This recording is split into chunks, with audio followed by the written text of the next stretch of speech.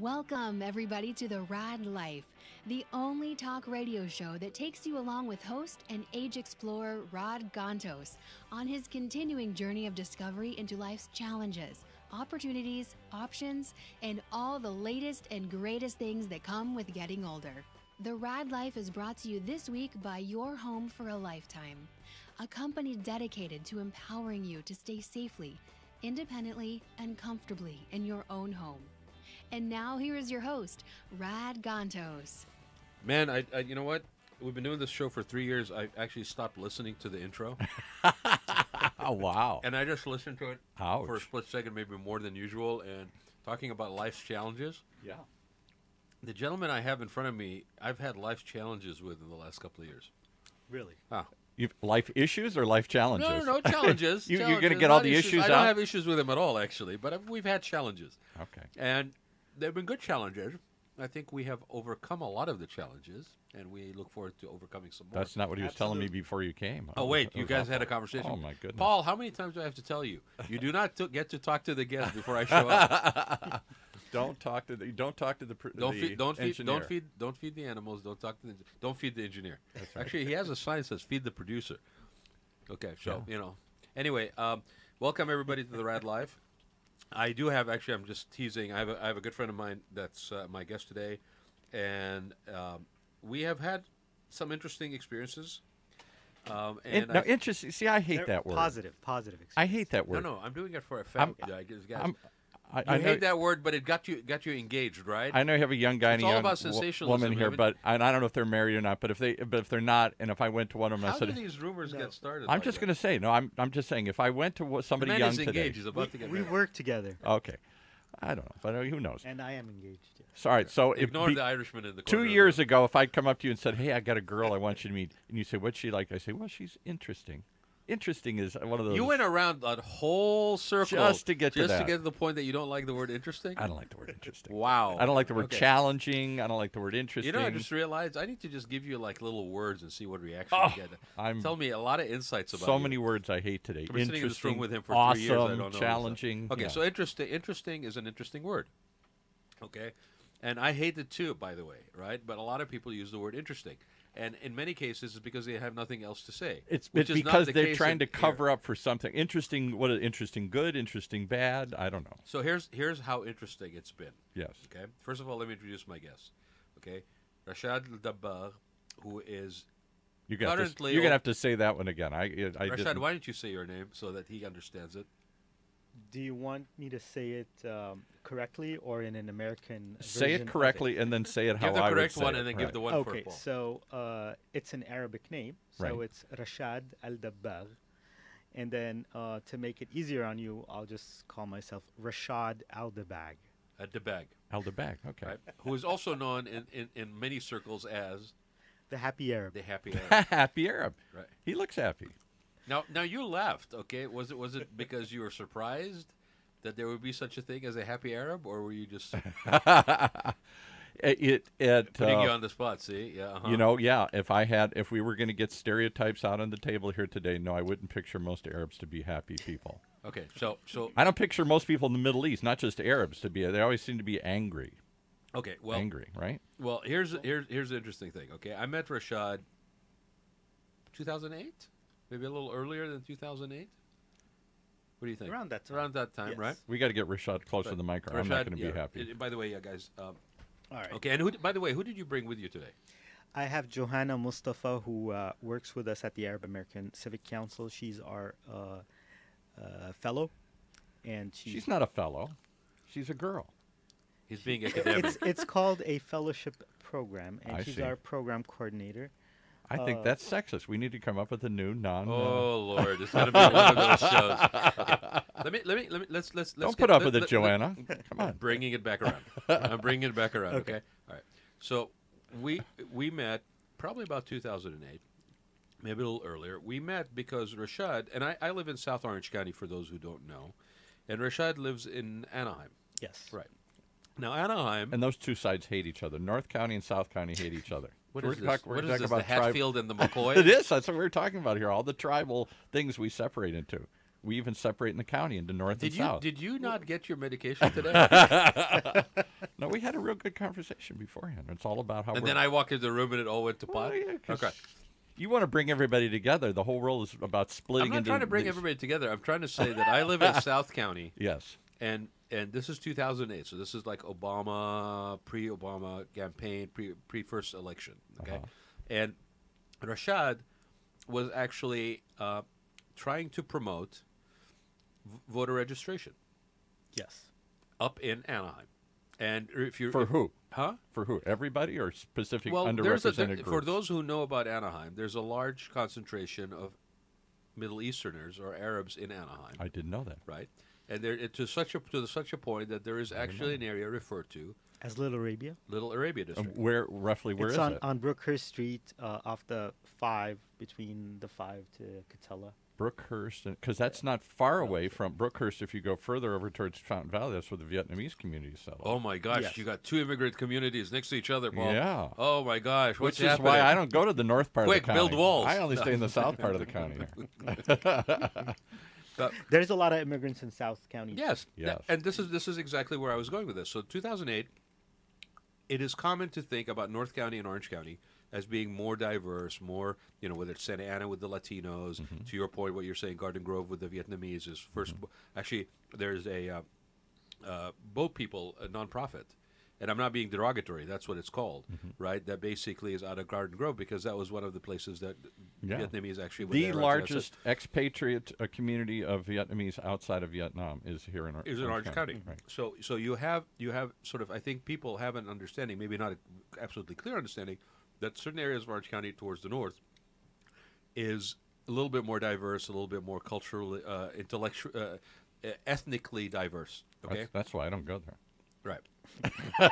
And I'm sure the people in North County are happy that you don't go there. Okay, but be that as it may, they won't let him out of the state limits of Costa Mesa. Actually, okay. Just over the boundary. You can't cross the 55. He has to stay on this side. And of the 55. to show you again, for those listening outside of Orange County, we are an incredibly diverse community because then right here, just south of us, is Irvine. Irvine, and some of those areas, huge population of Persians and of Chinese. Here's Right? Tons of Chinese. It's actually fascinating for you to give your perspective specifically here on this episode because, in fact, as Rashad was starting to say, there is a large concentration of Persians, Indians, Pakistanis, Syrians, Lebanese. Syrians, yeah, I didn't right? know that in until recently. in South County. And part of it is because I gotta move. Well, you're not in South County. I hate to tell you that you're not in South County. Oh, you're really South County. You're in Southeast County. Right? I see. You're almost like this side of Inland Empire. Okay, San Bernardino. Okay, hillbilly country. You're in hillbilly country. You're in the hills. Okay, you're in the back country. Okay, but part of it is the topography. Yes. Part of it's topography. When my mother came over, and she got stuck here because my parents were living in Kuwait at the time. There was the first Gulf War. She had grown up in Lebanon. So the topography of the hills leading to the ocean, the climate. She found that comfortable. It was very, very much something that was familiar.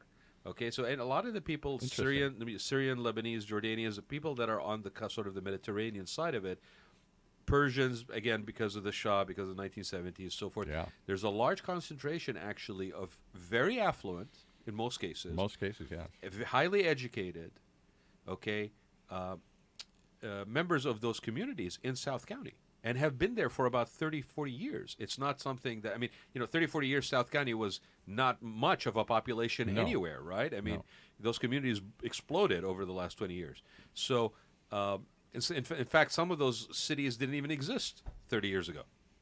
I mean, some of them were Rancho was incorporated in like late 80s, early 90s, something like that. Exactly. So here's the thing that's interesting. When in 2008, I had been back from Atlanta for about almost 8 years. You're still trying to finish the story? I'm trying to say that when I met Rashad, I was very interested in the fact that here was a gentleman who, yes, was of Arab descent, but more importantly for me was here's a gentleman engaged in civic activity. He was actually not trying to fight off something. He wasn't trying to basically be controversial about something, although in 2008 registration for voter registration was starting to get a little controversial because there are people who didn't want certain groups of people to be registered. Right. And we also had a little bit of issue because of the sort of traces from the Gulf War, where members of Arab communities didn't really want to register because they felt that if they registered, they may be basically putting themselves in a position to be profiled. So there were two things that were going on. There was increasing registration, but there was also registration in terms of what category.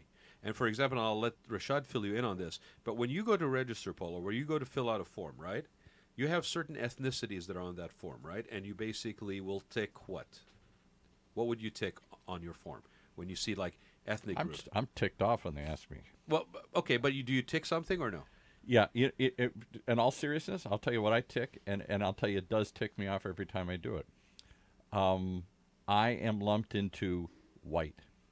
And what do you consider yourself? I don't know. White means to me, white irritates me. White irritates me. No, Anybody in particular? No, I'll tell you this in all seriousness. When I go to my daughter, that's fascinating. My daughter's Hispanic, and so we'll go over, and she's married to a Hispanic who lives in Santa Ana, and we'll go over there and politely trying to say, well, they'll talk about, well, if they're talking about me and people I know, I'm white. You said earlier something, well, there's sort of white people or something. White instantly means I'm lumped in with a whole bunch of people that I don't necessarily like. Well, according to the U.S. government, we're white too. Yeah, well, that's really okay. Yes, yeah. because that brings us to another topic, which is after we met and we were. I mean, this guy had a billboard. engaged. Okay, they had a billboard going registration. around for voter registration. Really? Okay. One of those mobile billboards. Yeah. He wasn't out there basically But swinging. a year after that, I was working with the Census Bureau, Yep. and that's when we had a campaign going on called Yalla Count, which means. Well, and let's explain some to people. You'll hear a lot of Arabs will use the word yalla. Okay. Yalla, which is basically spelled if you're spelling it in English letters, Y-A-L-L-A, yalla. And you'll see it sometimes around election time where it's a yalla vote. Yalla vote is actually a slogan that is copyrighted to the ArabAmerican Institute, Right. that basically is trying to encourage those members of those communities to actually be engaged in civic voting, activities, their responsibilities, so forth and so on. So yalla is actually a very common term that Never we heard use of as a community. And depending on how your mother is calling you when she says yalla, it could be like, hurry up and get your ass in gear and get out the door, or it could be yalla like, hey, we're excited, let's go do something. So it has very different meanings depending on the phonetics and the soundings that you do it. But the basic thing is, it's an energizing word. It's like yalla. So we were So like yalla register. So let me just finish the one thought, because I Okay. don't think I explained it. What irritates me, if I have to put it on, what isn't just the broad lumping together of everybody that's there, it sort of suggests also I'm part of the majority, I'm not a minority, and I don't see Well, that's myself as interesting. that Why way. would you want to be associated with a minority, though, Paul? Well, because I think of myself as Irish, and I know that Irish people have been a minority at different times in their history. And I'm Catholic, and I know Catholics have certainly been a minority in this country. So there's and there's a minority. I'm not a white Anglo-Saxon maybe Protestant. even Right. a bit of a cultural history, a legacy of persecution. Yeah. That you basically sort of pridely associate with as being a part of your definition of yourself. White to me means like- WASP, white Anglo-Saxon Protestant, white English Protestant. The white English Protestants, the first people they beat up on for hundreds of years wasn't Hispanics or Arabs or anybody else, it was Irish. Oh, absolutely. The Irish, the Italians, every group Yeah. that came in, everybody so before them beat up on them. now we're part of this group. How did we get? We were isolated. We were attacked by that group, and suddenly we're associated. And the other thing that offends me deeply about the term is it's an instant division. I'm white, So you're ima- not. so imagine- I'm white, you're black. so I'm im- white, you're so- brown. so I'm im- whatever. It instantly separates So us. imagine, and I understand that, but there's actually, in a way, a benefit, and we'll get to that in a minute, about categorizing a little bit in terms of how the government is set up. But imagine with what you just said as a reaction to the word white, the fact that we are lumped together under that category. So how unapplicable is that really? Yeah, what Okay. If you, as a Catholic Irish, okay, European descent basically have a If I'm negative bothered by reaction to white Anglo-Saxon Protestant. Right. Okay, and yet that is the term that is on the census forms. That is the term when you fill out forms. Go ahead, Rashad. Yeah. So in that case, we would be Arabs only when it comes to the census form. So we don't get the benefits that other minorities Right. get, but at the airport, you're not- we're you're not not- white. We're you're not- definitely not white. Anglo-Saxon Protestants, right. Well, you're not being measured. We're Oh, not I see. being. We're being profiled. We're being harassed at airports. I'll we're bet. being. Right, we're not white then. Yeah, that's when we're not white, but we're white on the census form. If you looked at the census form, it says That's wild. white includes people of European descent and people of Middle Eastern descent, immigrants from from Europe or from Lebanon or from Egypt are all imagine an Egyptian, a dark-skinned Egyptian who is North Africa. perhaps from people from North Africa. Some of them are and they their skin color varies, so some of them are right. black. So the moment that person A lot of tribal fills groups in out North Africa are very Egypt dark-skinned. Yeah, right. or Saudi Arabia or Morocco, they're considered white even if their skin color is black. Black. Wow. Well, So and- again, well, again, somehow that term is just a But charged it's term. not, my point wasn't about the term. It was about the differentiation, and I think Rashad presented it very well, is that on certain ways, in certain things, we're lumped together. In certain other things, like when we're at the airport, no, that guy looks a little suspicious. He goes in the other line. Right, he goes in the other line. They were random checked. Yeah, baloney, right? The point of it was this: if you don't register when you register or you fill out that form, and there's a category that counts you as an ethnic group, you don't qualify as a formal ethnic group in the presence of the U.S. government. Therefore, you cannot get benefits as an ethnic group. Right. Certainly, minority contracts. So or there's other sorts of things, almost a discrimination in lumping everybody together under one blanket, because then I can't show that we have enough people with certain ethnicity, with certain background, with certain religious rights that have to actually be considered. So in a democracy that prides itself on basically giving that kind of freedom, this one little box that basically lumps everybody together, it's about less than an inch by inch, that you get a tick or you don't tick. And the crazy thing is when Rashad was working for the census, the hardest thing for the community, the Arab American community, to do was to actually, by choice, write in, which is that you would have to write it in. There's like other. There's other, right? There's always an other. And check. Yeah. You would have to write it in. And the worry was that if I write in Arab, I'm immediately telling the federal government, "Hey, here I am. Start profiling watching me." Yeah. So that was a fear So we had of we had many a hard people. we had a Yes. hard thing within the community to get people to. And basically how do you resolve that? So we had an outreach program that we've conducted. We and the campaign, the Yalla Count campaign. There was a slogan that was going around. It actually went viral on online, YouTube and Facebook. And there was this guy named Omar who was filmed saying, "Hey, when the census form comes to your house, you got to check it right because you're not white." So check it right. You're not white. And of course, there's an education process with it as well, because we would go to community centers, to events, to churches, mosques, what have you, and have these presentations about why the census form is important, how filling out the census form will help the And community. most minority groups have historically been underrepresented. One, because Exactly. they live in one, because they don't speak the language. Two, because they're a fear of authority and whatnot, or Yes. maybe they're not here legally or whatever, or they're not just comfortable.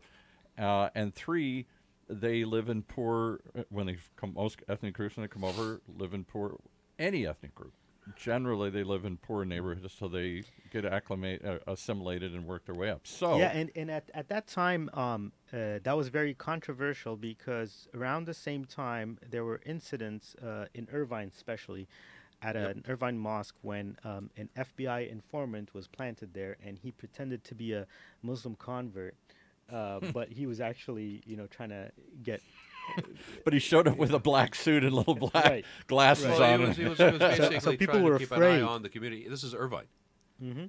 People were afraid of filling out that form. It's not San Pedro, it's Irvine. I got a couple of questions I want to ask you, but before that, I think you bring up an interesting history that most people aren't aware of. This country, as far as I know, is the only country in the world, certainly the only Western country, that every 4 years does a census. Yep. And it was 10 years. 10 years, I'm sorry. And it was started by, at the birth of our country, because we are a representative democracy. We need to know how many people are in each area so we can apportion representatives. How many should this state have? How many should this have? So they started counting it. Now, I'm a fan of history. I was a history major.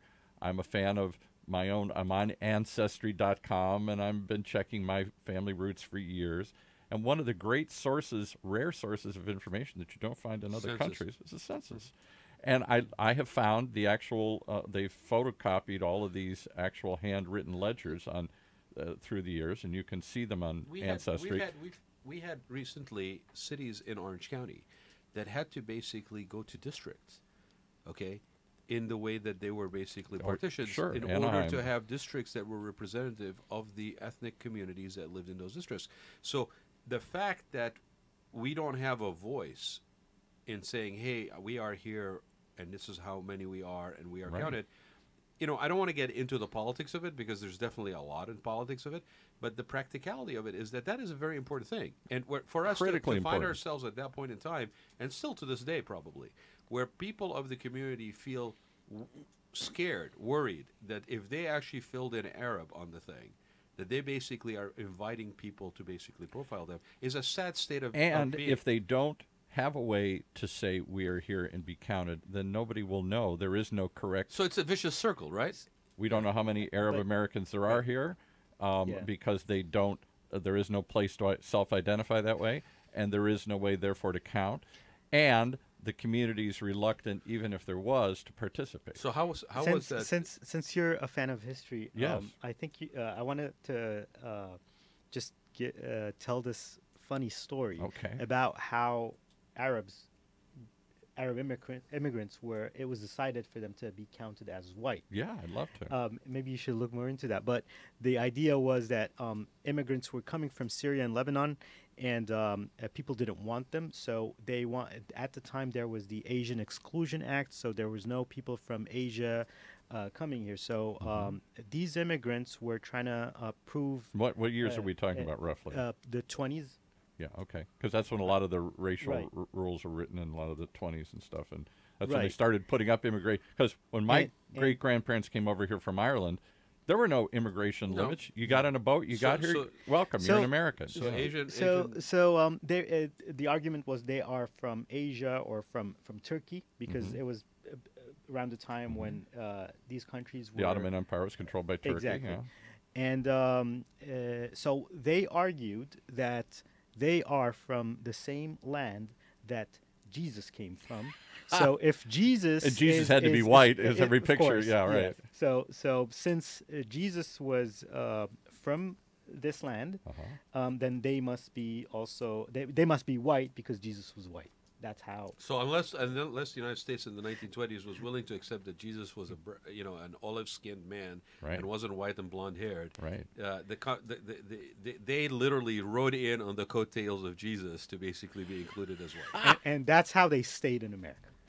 Because we are from the land of Jesus. Which is it's true. But rather than correct delusion. Yeah. We just utilize the delusion to actually get access to the That is a marvelous, marvelous story. So what was the experience like? And can I tell you, I'll go one step further. I'm Irish Catholic. Okay, so we had a picture of Jesus. I always thought it was a horrible picture of Jesus. It was one of those real stylized things, and it was a big painting that we had, my mother had in our house, like a lot of good Catholics did. And Jesus had long, flowing, blonde hair and blue eyes. Okay. I never thought twice about that until I was much older. Jesus, there is a historical Jesus. We know there really was somebody named Jesus, whether or not you think he's of descent of God, but there was actually, there's enough other records to know there was somebody named Jesus there. Jesus wasn't blonde and blue-eyed. Where did this come from? So this delusion, this sense of needing to basically stereotype groups of people by certain characteristics, right? Okay, is really ridiculous. And when it comes to the Arab American community, there's so many shades and so many colors and so many religions and so many ethnicities and so many dialects that it isn't even applicable. Religions I don't even heard of. What's a Zoroastrian? All these things. Right. No, exactly. But the point is this. So we find ourselves in a situation where we are fighting against stereotyping. We're fighting against laziness in basically labeling people, right? And what I really, really liked about Rashad is that he was doing it at that time, whether it would be through the voter registration or the census. He was doing it in a manner that was very civic oriented. That wasn't it was controversial by the nature of maybe how people wanted to see it if they didn't care for it, but it was not controversial in just kind of being just aggressive, it was a positive civic engagement. In fact, if anything, it was saying, I understand and I believe in the tenets of what the United States says it stands for, and I'm here to actually participate in strengthening those things and promoting those things, such as voter registration, just as census counting, so forth and so on. And how did the census thing? What was your experience with the census, having done it? I mean, looking back, what did you do? I'm still not sure. You went to the census. At the time, I actually used to work for the U.S. Census Bureau, and so you my job one of the ones was around to counted and stuff here. I didn't do the counting. I did the outreach and the education, focusing on Arab and Middle Eastern immigrant communities across Southern California, or the greater L.A. area, actually. And did you approach them, or did they have a position and you just applied for it? I applied for. So at the time there was a program, an outreach program, a partnership program they called it. Okay. Basically to make sure that hard to count communities, usually immigrants, are aware of what the census is and are educated about and participate why it's important to fill out the census. Because it all starts with knowing how many people of any group are here, right? You can't do anything until you can prove there's so many Irish. Yeah, so what many, you choose to do with that data is sort of driven by your own motivation. Right. But the reason why I was asking that is because he didn't. It didn't stop there. I kept seeing him getting involved in other stuff. The Arab American community in Anaheim has gotten more organized. It's gotten more engaged. There's members of the community that are sitting at city council. He's engaged, so everybody's he's engaged now. He was late in getting engaged, but they're members of the Arab American community or the larger MENA community, the Middle Eastern, North African community that are in seats of city council, planning commission. So forth and so on. So these are people, these are Arab Americans that are engaged in the actual day-to-day living of being in America, participating in the democratic process.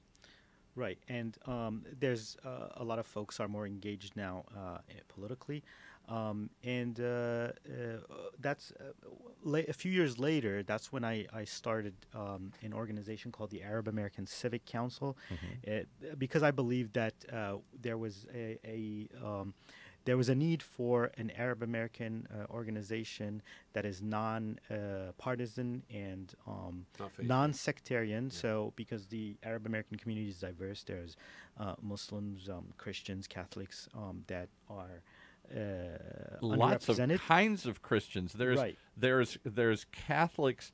Christians there, and then there are Coptic Christians. There's Coptic Christians, that Orthodox, and then Orthodox, Eastern Orthodox, all these different groups that I've never even heard of before. Maronite Christians that got isolated. You have Armenian. I mean, Rashad. Yes, right. I am Greek Orthodox and Catholic. Okay. Oh, I didn't. You're Catholic too? My mom is Catholic. My dad's Greek Orthodox. Oh, I didn't know. Okay, that. Actually, my dad's side of the family is Palestinian Muslim, and my mom is an Armenian Orthodox Christian. Yeah. Christian. So we have a lot of groups that were faith-based, or whatever civic groups that existed at the time, but we didn't have an organized Arab American group that encouraged civic engagement that we're currently doing. And what does civic engagement mean? That means a lot of things, and that means different things to different people. Yes. But to us, it was about empowerment, whether politically through voter registration, voter outreach, or even being engaged with in the political process, such as holding your elected officials accountable, making sure that your voice is heard, or even engaging media or other types of work that is more community Would it oriented. be fair to say that part of that engagement is saying we're here? Of course, of course. Because and we're here, because and you're saying that when Arabs came over, they tried to meld, but we're white because we're from the land of Jesus, so we'll just meld into the society. Let me read to you. Well, that would have prevented them from being here in the first place. Let me read to you the about for the Arab American Civic Council, which Rashad asked me to be a part of. So for full disclosure, I am a part of the board of the Arab American Civic Council, right? And I was very particular. I remember telling him from the very beginning. And as Groucho Marx said, I don't want to be part of any organization that would let me be a member. Well, I'll smoke a cigar, but I will never pretend to be Groucho Marx. Right? But I remember very clear from the beginning saying, look, it's not against anything, but I would be happy to be part of this organization as long as the tenets were that we are not faith-based and that we are not partisan.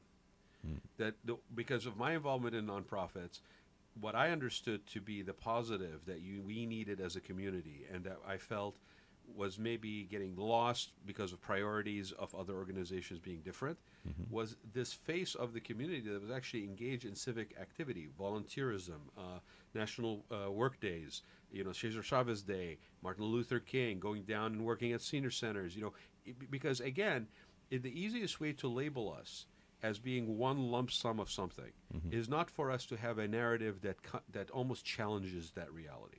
Right? So the about on the Arab American Civic Council is the Arab American Civic Council is a community-based organization that strives to advance the Arab American community by encouraging their civic participation through community organizing, advocacy, public policies, leadership development, cultural outreach, and cultivating partnerships with other communities.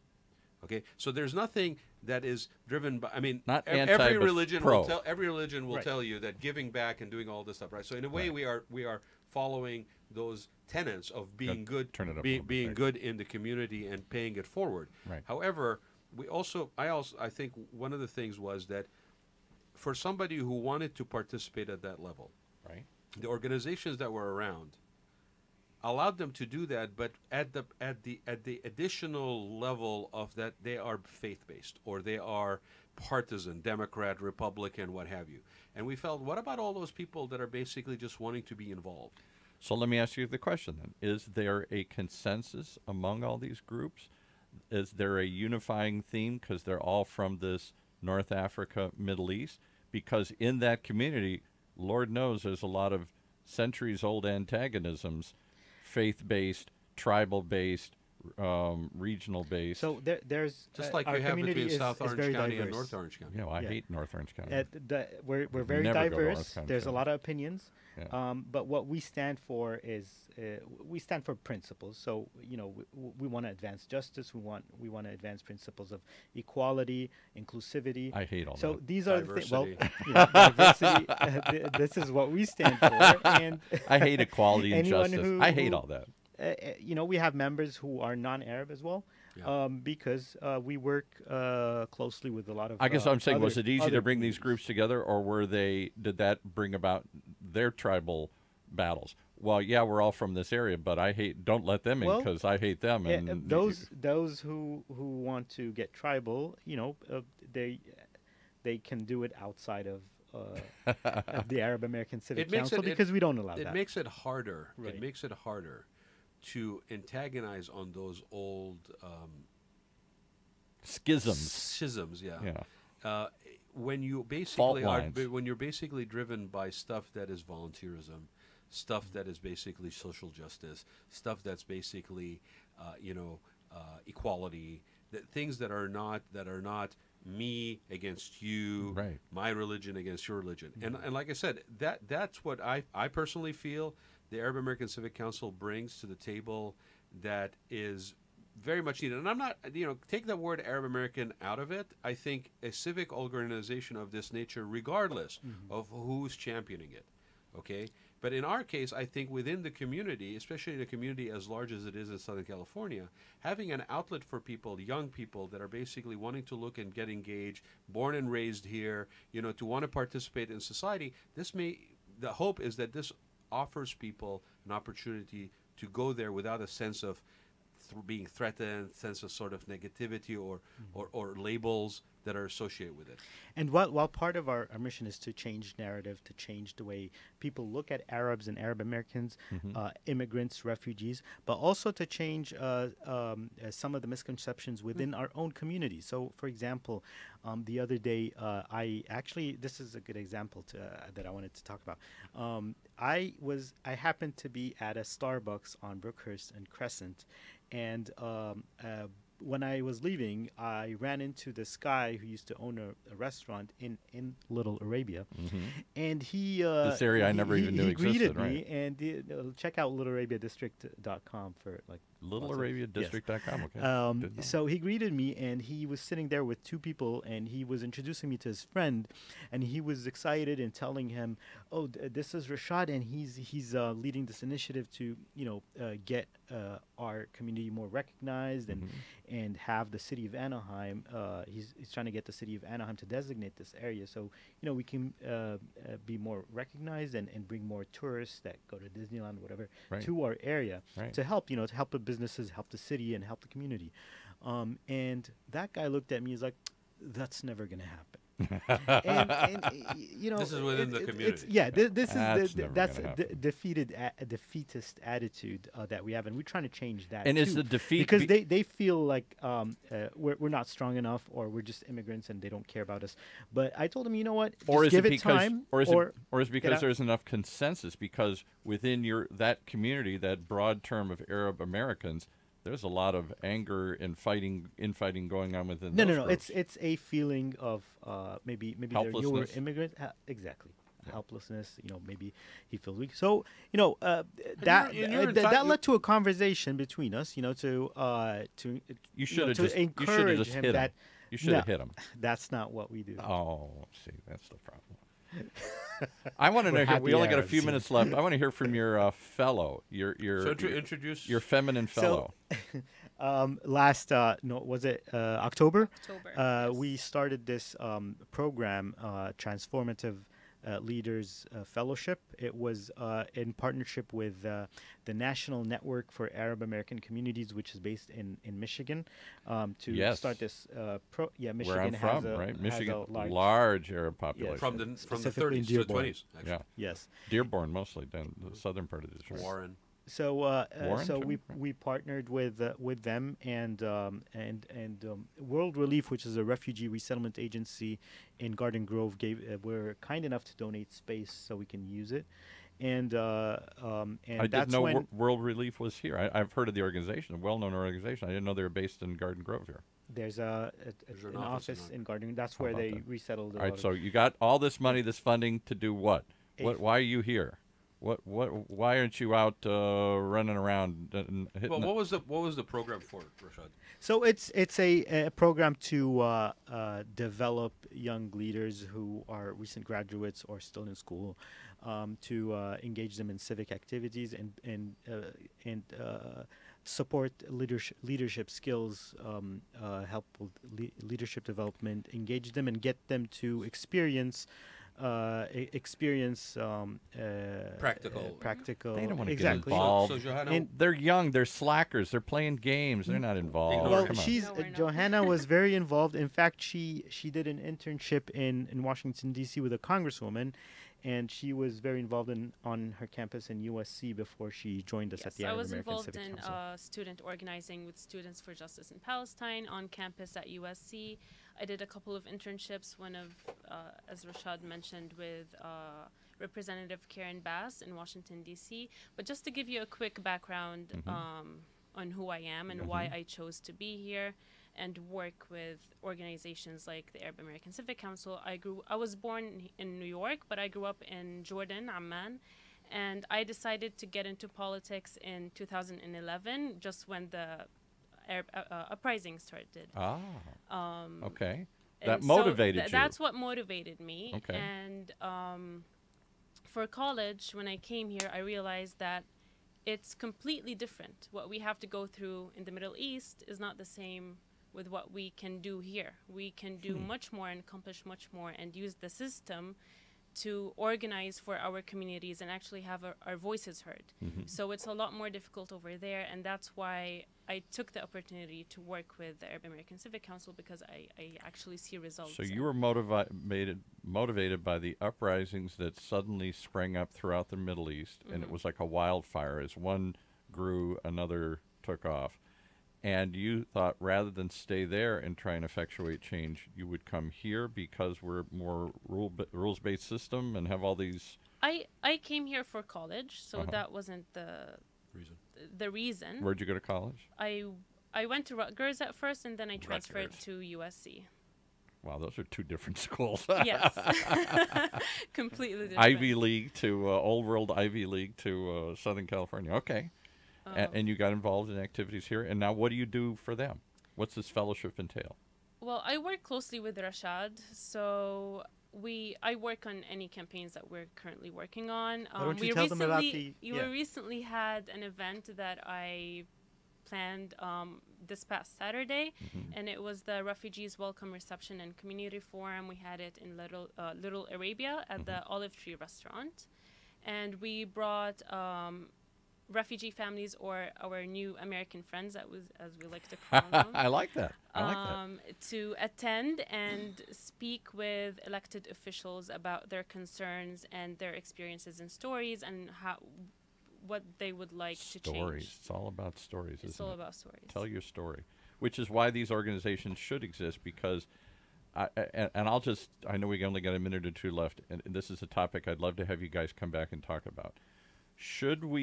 Is there a place for us to be Irish Americans, to be ethnically or religiously, to recognize our roots and to band together to effectuate some change or to send our voice, or those that say the opposite? No, we're just American. I hate this idea of being an Italian American and Irish American and Arab American. That's not really a reality. I mean, if you think about Boston, if you think about Chicago, if you think about places like that, there's neighborhoods with ethnicities across this whole country. This whole mindset is a little bit maybe little less clear on the West Coast, because it's sort of a newer part of the country, right? But on the old country, the East Coast, the Midwest, those neighborhoods are there. The pride of ethnicity is there across the way. I would say even if you went to Michigan with Dearborn and Warren, you have the Middle Eastern sort of component in there with the same thing.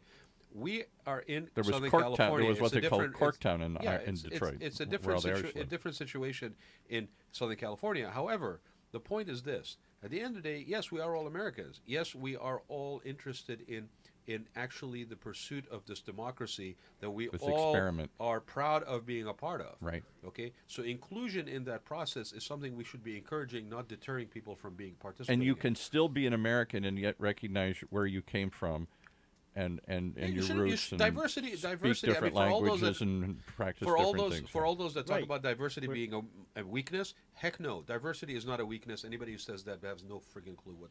Yeah, we take pride in where we come from, but we're also very, very proud to be an American. Right. Actually, immigrants like us who chose to be, I feel that immigrants like us who chose to come here are more American than those who had no choice and they were just born here. Yeah, I completely agree. Hey, give us a website, because we got to wrap up because we got another show pounding at the door. Give the Arab American Civic Council website. It's www.aacivicouncil.org. AACivicCouncil.org. We got to change that. It sounds like Alcoholics Anonymous there. It's Arab American. All right. The other thing is, I also know that we have an activity. We have a gala coming up next year. April. In April, I'll have you guys come back on in January maybe, or February, and we'll go over this. Is Arab American. April is Arab American Heritage Month. That's why we have it. So we have the Heritage Gala, and then there's programs where if you want to be involved with refugees, these are people that are legally in this country.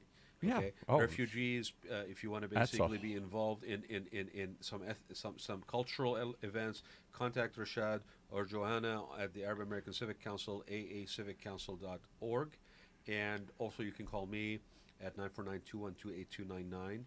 I'm going to get hate mail now. Or email me at Raad, R-A-A-D, Gantos, G-H-A-N-T-O-U-S, at gmail.com. This is a great organization. Look it out. Check it out online. Find out more. There's activities taking place all the time. We've had multiples of these dinners where Meet a Refugee and I want to give a shout out to Alan Abdo for the Olive Tree restaurant in Little Arabia. So thanks for both being here. I know we kind of bantered a lot in the beginning, but I think it's interesting that we need to remind the community, remind the country that we are part and parcel of this fabric of this nation. We are Absolutely. a united Absolutely. group of divergent communities. We aren't one ethnic, one tribe. We are multi-tribes that have all chosen to live together because we believe in equality, we believe in freedom, and we believe in opportunity. And we also believe in really Absolutely. good food. So next time there's a refugee dinner or Meet a Refugee at Alan Abdo's location at the Olive Tree in Anaheim, come out because I guarantee you the food will knock your socks Can I just off. come for the food but not meet Let alone the stories. Can I just not meet the refugee but just come for the food? Well, We'll put a plate for you outside. the owners and the servers are also immigrants. So Immigrants, yeah. you're gonna meet. Absolutely. We're all immigrants. Scratch Thanks, guys. anybody and we come from somewhere. Thank you guys for being here. Thank you for having And us. we'll Thank you have for you guys having back us. next year. Keep up the good work. All right.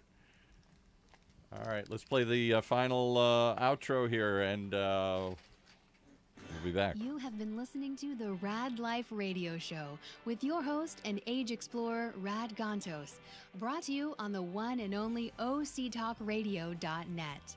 Join us again next week as we continue our journey of discovery into life's challenges, opportunities, options, and all the latest and greatest things that come with getting older.